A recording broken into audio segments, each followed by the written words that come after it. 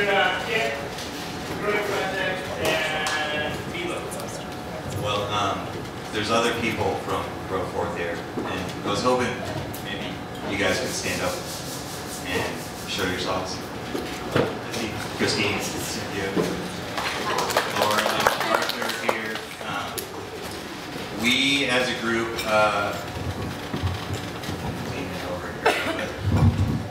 going loose here. We as a group have been farming at Lee Martinez Park Farm.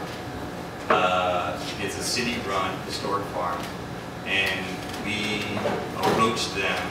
It's been a community farm before. The forestry department had it for a couple of years, and neighbors in that area have farmed it, and most of us are in that area. Approached them again to start growing some food there, into a demonstration plot for a children's garden, and there's some permaculture keyhole beds and some permaculture demonstration there as well. It's a great area to go down and take your kids. They have ponies and animals, and it kind of demonstrates a small farm. What we've kind of gotten into is doing more of a community gardening effort. So it's unlike Spring Creek Gardens, where you have a plot and everybody has their separate endeavor. We kind of said, okay, we have some knowledge here. We're going to get together and we're going to grow this area that the city has, and we can support them, and they can support us. And you know, we had to go through a process with the city to be able to get on their land, background checks, and make sure that we're all safe and we're committed. So we did a 3-year contract, and we kind of set this up through that. We eat a lot of produce as much as we can. There's an abundance of it, and some of that goes through the farm store, is sold and goes back to the farm. So as a city entity who's struggling for money, they're really excited about that.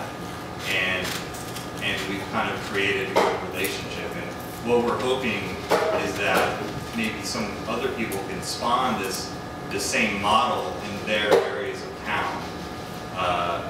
If there's another ballpark or school or an area that looks like it wants to be gardened, there's plenty. I can name a whole lot, and it doesn't have to be strictly annual crops. You know, we're talking orchards, and we as a group have been trying to build a relationship with the city where they can trust us as citizens to come back, and that the area will become a weedy area, and we won't just leave it.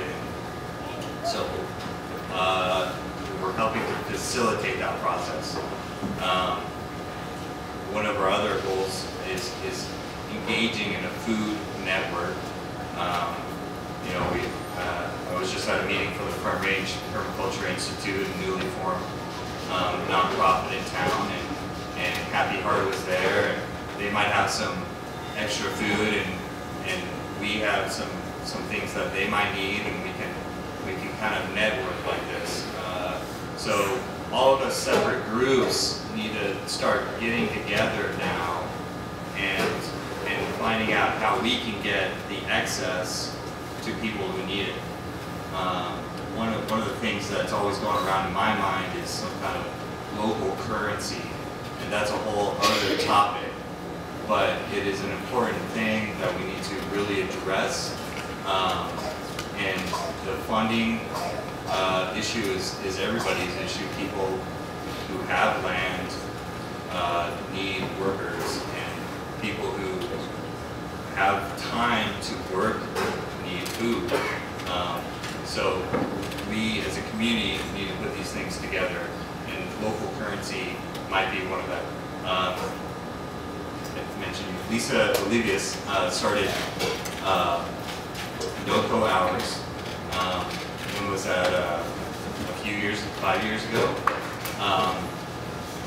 And it's been around, and it hasn't gotten a lot of traction, and maybe some of you heard of it, and maybe a lot haven't, but it's a paper currency, and instead of dollars that you pay, you can get paid in no-go hours to do work on land for gardening, and this isn't set up. This is just me talking right now. But this is the idea, and getting people who have time and other people who have land, but not necessarily a lot of money to pay them, can pay them local hours, and then they can go get food. So this is kind of a paradigm shift.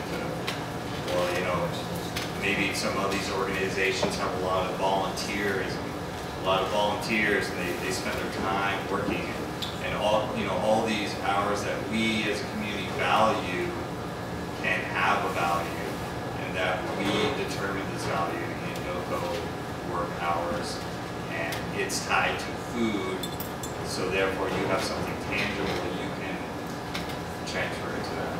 And I'm totally not off of what UO4 is doing, so I just got in front of the mic. But so please come visit the farm, and we're there Wednesday mornings and Saturday mornings. That was our last year's schedule. I think we're going to keep it. And if you help us out for the day, then you can go home with food, if there's food that day. That's the arrangement that we have now. If you want to become more involved, we're going to have to get more land, or you're going to have to get a background check, and the FBI is going to knock on your door or something. So that's our little group. Yeah.